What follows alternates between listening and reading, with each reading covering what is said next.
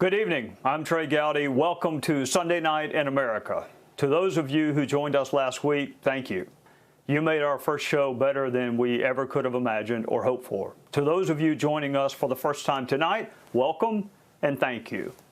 Last Sunday, I posed a question to Tim Scott that's worth posing to ourselves. The question was simply this: what is the state of our union? What is the state of our country? What gives you reason for optimism and what gives you cause for concern? And we'll get to the good news before we say goodbye tonight. For now, let's take the more difficult question. What concerns you about the state of our union? In the quietness of wherever you are, as you reflect on the state of our country, what gives you cause for concern about where we are as a people? One of the things Senator Scott and I discussed was the need for proportion, for balance. Where there is or has been pain, progress, and promise, all three warrant attention. But in what order? In what proportion?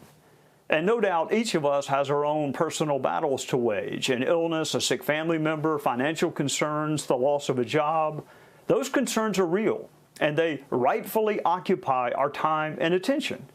But I'm thinking more generally. As a people, as a country, what gives us reason for pause?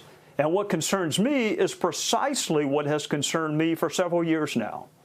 The absence of a societal referee, the absence of a neutral, detached societal umpire. We don't have to agree with every decision that umpire or referee makes, but there's a difference between not liking a decision and not trusting the decision maker. The absence of a societal referee coupled with the absence of fairness as a virtue is what concerns me. When the reality or perception of unfairness seeps in, the impact is devastating. Once lost, trust is very hard to build back again. I watch a lot of college sports. My wife might tell you that's all he does is watch college sports. And this is a busy time for those of us who love college sports. NCAA golf for men and women, NCAA softball and baseball, track and field, gymnastics. There is something pure about college sports. I had an NCAA baseball game on in my home office watching my beloved South Carolina Gamecocks.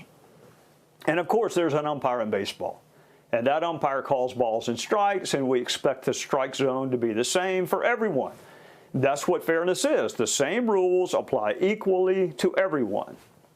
A South Carolina batter was called out on a check swing, and it was not a good call. So I began to feel this sense of being treated unfairly building within me. And then a South Carolina pitcher has a pitch called a ball that looked like a strike to me and everyone else on the planet, and the sense of being treated unfairly began to build even more. Apparently, it built into something vocal.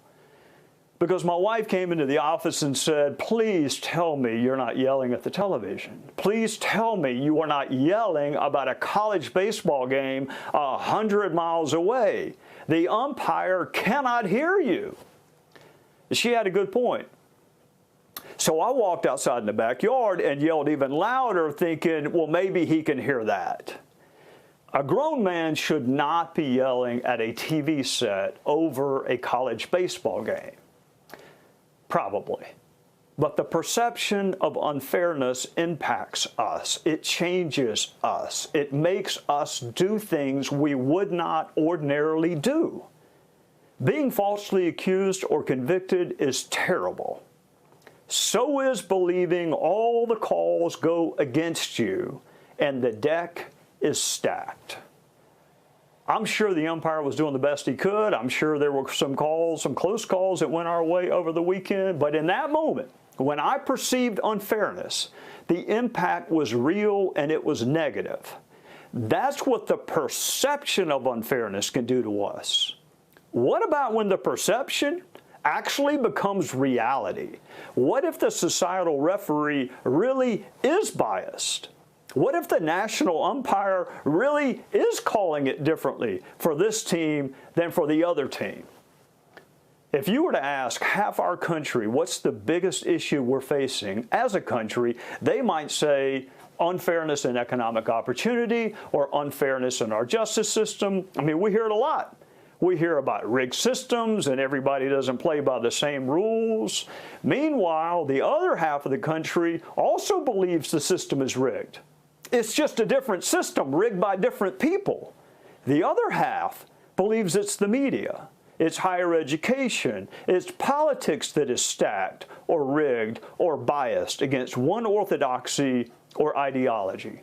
The symptoms are different, but the underlying pathology is the same. And the underlying pathology is a belief that unfairness is pervasive. We can handle mistakes. We should not accept a lack of fairness from any institution. The institution which is supposed to be that neutral, detached referee is the media. Supposed to be. But at least half the country believes the referee is really pulling for the other side. The other institution we frequently hear cited as a societal referee is the justice system.